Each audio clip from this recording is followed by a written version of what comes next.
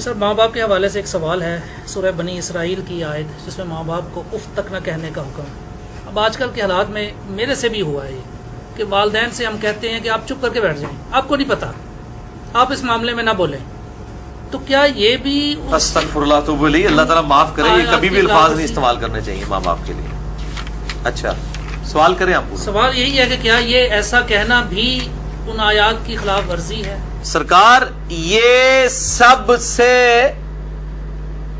بڑی خلاف ورزی ہے، یعنی باقی تو اس سے چھوٹی ہیں جو منع کی گئی ہیں۔ قرآن جو منع کر رہا ہے، یہ 10 کمانڈمنٹس میں میرا مسئلہ نمبر 77 ریکارڈڈ ہے، سورہ بنی اسرائیل میں آیت نمبر 23 سے 39 تک کل 17 آیات میں 10 کمانڈمنٹس ہیں جو تورات اور انجیل میں تھیں اور قرآن میں بھی آئیں۔ اعوذ باللہ من الشیطان الرجیم۔ وَقَضَىٰ رَبُّكَ أَلَّا تَعْبُدُوا إِلَّا إِيَّهُ، اور تمہارے رب نے یہ بات طے کر دی تھی کہ مت پوجنا کسی کو سوائے اس کے۔ پہلی کمانڈ تھی توحید، دوسری وَبِالْوَالِدَيْنِ إِحْسَانًا، اور ماں باپ کے ساتھ احسان کرنا۔ قرآن حکیم میں کم از کم 4 مقامات پہ توحید کے فوراً بعد اللہ تعالیٰ نے ماں باپ کا ذکر کیا، اور اس کا ذروہ سنام ایپیکس یہ ہے سورہ بنی اسرائیل، اس سے زیادہ کہیں نہیں ڈیٹیل آئی ہے اور نہ سینسٹیویٹی کا لیول۔ اما یبلغن عندک الکبر، اگر وہ پہنچ جائیں تمہاری موجودگی میں بڑھاپے کی حالت کو، احدہما او کلاہما، چاہے دونوں میں سے ایک چاہے دونوں۔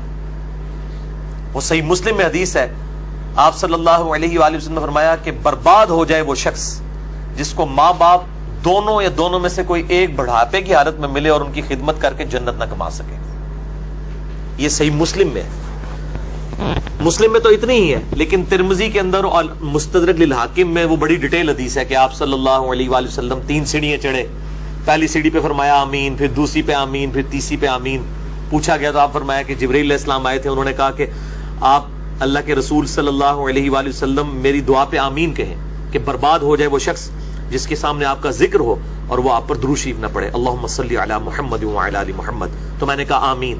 پھر انہوں نے کہا کہ برباد ہو جائے وہ شخص کہ جس کو ماں باپ یا دونوں یا دونوں میں سے ایک کو بڑھاپے کی حالت ملے، ان کی خدمت کر کے وہ جنت نہ کما سکے، میں نے کہا آمین۔ اور تیسرا، برباد ہو جائے وہ شخص جس کو رمضان کا مہینہ ملے اور وہ اپنی مغفرت نہ کروا سکے، آپ نے فرمایا آمین۔ مختلف طریق میں یہ ترتیب ڈیفرنٹ ہے، بہرحال یہ تینوں باتیں۔ اور مسلم شریف میں اتنے الفاظ ہیں، وہ صحیح مسلم میں کہ برباد ہو جائے وہ شخص جس کو ماں باپ دونوں یا دونوں میں سے ایک بڑھاپے میں ملے اور وہ ان کی خدمت کر کے بخشش نہ کر سکے۔ یہ تو ایک ہے، یہ سائملٹینیس کنٹراسٹ۔ دوسری طرف یہ ہے کہ اگر وہ پہنچ ہی جائیں تمہارے سامنے دونوں یا دونوں میں سے ایک بڑھاپے کی حالت میں، فلا تقل لہما اف، ان کو اف تک بھی مت کہنا۔ اف کی ٹرانسلیشن پنجابی میں ہو سکتی ہے ہاں۔ یہ آپ کہہ رہے ہیں کہ جی تسی یہ کہو جو چپ کر کے بیٹھے رہو، تانوں نہیں پتا، یہ تے اللہ دے بندے ہو، یہ تے گال ہے، اللہ دے نزدیک تو اتنی بڑی یہ چیز ہے۔ اللہ تو کہہ رہا ہے کجربی سے یہ بھی نہیں کہنا ہو، یعنی وہ بات کر رہے ہو اور آپ ان کو صرف اتنا رسپانس کرتے ہیں، بس ایویں لگا ہوئے، یہ بھی نہیں، جملہ بھی نہیں بولتے، آپ کہتے ہیں ہاں تاک لے، یہ بھی، یہ اس کو منع کیا گیا ہے، وہ تو بہت بڑی بات ہے۔ ان کو اف تک بھی مت کہنا، ولا تنہرہما، اور ان کو مت جھڑکنا، وقل لہما قولا کریما، اور بات بڑی نرمی سے ان کے ساتھ کرنا، واخفض لہما جناح الذل من الرحمہ، اور اپنے عاجزی کے ساتھ کندھے جھکا کے رکھنا ان کے سامنے۔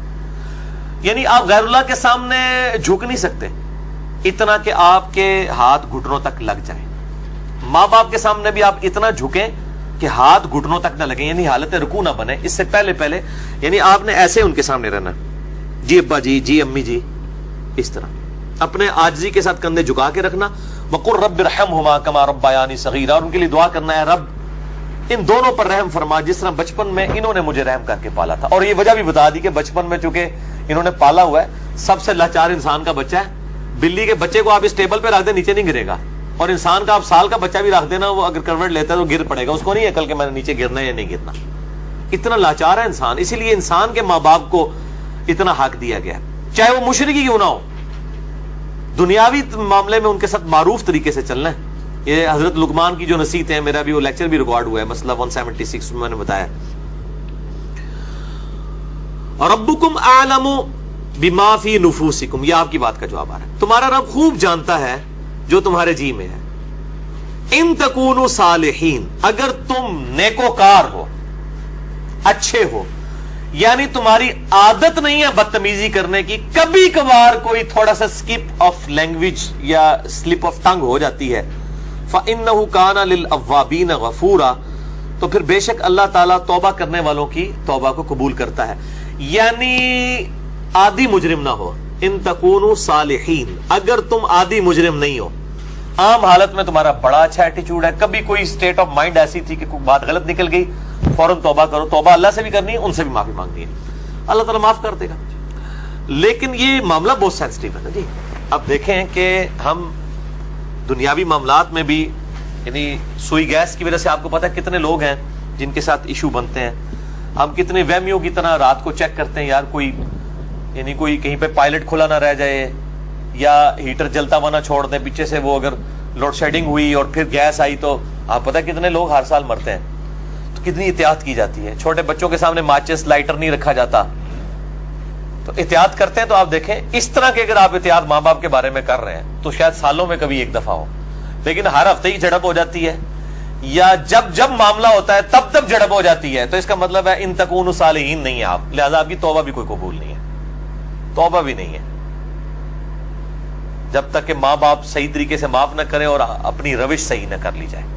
تو اس میں یہ بہتر، یہ میں نے بھی دیکھا ہے، مطلب میری بھی ایک بڑی ایکسٹروورٹ نیچر ہے، تو مطلب بعض اوقات ماں باپ کو یعنی ایک بچپنے کی طرف سورہ حج میں آتا ہے کہ اللہ تعالیٰ رذیل عمر تک لٹا دیتا ہے کہ کئی چیزیں جاننے کے بعد کچھ نہ جانے. بوڑھے اور بچے برابر ہوتے ہیں. میری بھی یعنی الحمدللہ دادی ماں کی عمر 90 سال ہو چکی ہے. میں یعنی آج سے 10 سال پہلے دیکھتا ہوں اور اب ان میں کافی فرق آیا. یعنی بالکل بچوں والی آتے ہیں، چھوٹی چھوٹی بات کو مائنڈ کرنا. تو میں اپنے ماں باپ کو بھی سمجھاتا رہتا ہوں، وہ ابھی بھی ان کے ساتھ اسی طرح مقابلہ کر رہے ہوتے ہیں ادب کے دائرے کے اندر. تو میں کہتا ہوں ان کے ساتھ مقابلہ بنتا ہی نہیں ہے.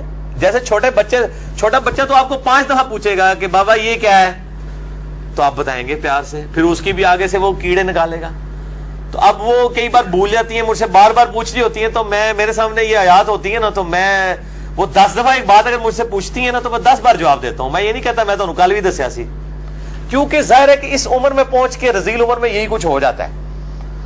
تو انسان کو یعنی بالکل پازیٹیو رہنا چاہیے، ڈرتے رہنا چاہیے، کیونکہ توحید کے بعد قرآن حکیم میں کم از کم 4 جگہ اللہ تعالیٰ نے ماں باپ کے حق کا ذکر کیا، اور جنت اور دوزخ ڈیپینڈنٹ ہو گئی ہے. ٹھیک ہے جی، اس حوالے سے تو بہت احتیاط کرنی چاہیے. سر اب اگر ایسا ہو چکا ہو اور والدین سے معافی بھی نہ مانگ سکے انسان، اور والدین زندہ نہیں سر، وہ ظاہر ہے معافی اسی صورت میں نہیں مانگ سکتا نا اس وقت اس اسٹیج پہ. نہیں، بعض لوگ اس لیے بھی نہیں مانگ سکتے کہ وہ ماں باپ کو چھوڑ کے دوسرے ملک چلے گئے ہوتے ہیں. ہاں یہ بھی ممکن. تو وہ کلیریفیکیشن ضروری ہے. دیکھیں ماں باپ سے اگر ایسا ہو گیا تو فوراً سے پہلے ماں باپ کے لیے دعائیں مغفرت کرے اور ان کی طرف سے صدقہ اور خیرات کرے. جیسا کہ سنن ابن ماجہ میں حدیث ہے کہ یہ صحیح سند کے ساتھ ہے کہ ایک شخص کے مرنے کے بعد جنت میں کچھ درجے بلند کیے جاتے ہیں. تو پوچھتا ہے اللہ یہ میں نے نیکی نہیں کی تھی، یہ کیوں میرے درجات بلند ہوئے؟ تو اللہ تعالیٰ فرماتا ہے تیری اولاد نے تیرے لیے استغفار کیا تو اس کی وجہ سے ہی تیرے درجات بلند. اولاد تو انویسٹمنٹ ہے. صحیح مسلم میں حدیث ہے کہ مردے کو 3 اعمال کا ثواب ملتا ہے. نمبر 1 صدقہ جاریہ، وہ ملنا بھی چاہیے، اس نے خود کیا. امام بخاری نے بخاری لکھی ہے، ثواب ان کو ملنا چاہیے. میری اب ویڈیوز ریکارڈ ہو رہی ہیں، میرے مرنے کے بعد بھی لوگ دیکھیں گے، اس کا ثواب مجھے ملنا چاہیے، کیونکہ میں نے الحمدللہ اس پہ محنت کر کے اللہ کے لیے اخلاص کے ساتھ ریکارڈنگ کی ہے. تو میرا ہی عمل ہے، مجھے مل رہا ہے، مرنے کے بعد بھی ملے گا. نمبر 2 علم کی بات، جیسے امام بخاری نے اب صحیح بخاری لکھی ہے تو وہ علم لوگوں تک پہنچایا ہے، ان کو مرنے کے بعد بھی ثواب ملے گا. کسی نے مسجد کے اندر کوئی پنکھا لگوایا ہے، صدقہ جاریہ ہے، مرنے کے بعد ثواب ملے گا. اور تیسرا کیا گیا؟ نیک اولاد. نیک اولاد جو دعا کرتی ہے، نیک اولاد جو صدقہ کرتی ہے. مسئلہ نمبر 74 میرا بڑے لوگ دیکھ چکے ہیں، 1 لاکھ سے زیادہ اوپر اس کے ویورز ہیں اور اس کے کلپس تو لاکھوں تک ہیں. اس میں نے بتایا ہے کون کون سے موڈ ہیں میت تک نفع پہنچانے کے. صدقہ و خیرات ماں باپ کی طرف سے کریں تو انشاءاللہ قیامت الدین اللہ تعالیٰ آپ کے ماں باپ کو آپ سے راضی کر دے گا.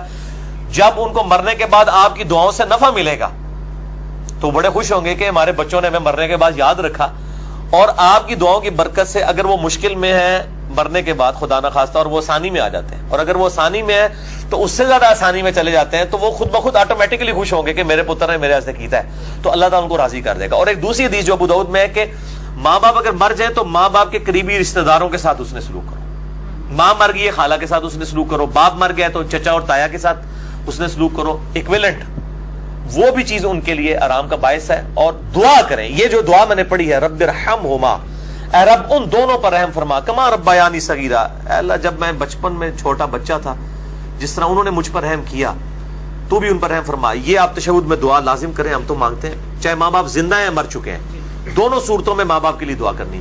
ہم لوگ سمجھتے ہیں بندہ مر جائے ادھر سے دعا کرنی ہے، اور بھائی زندہ ہے جڑا یا مر گیا ہے، دونوں صورتوں میں دعا تو کرنی.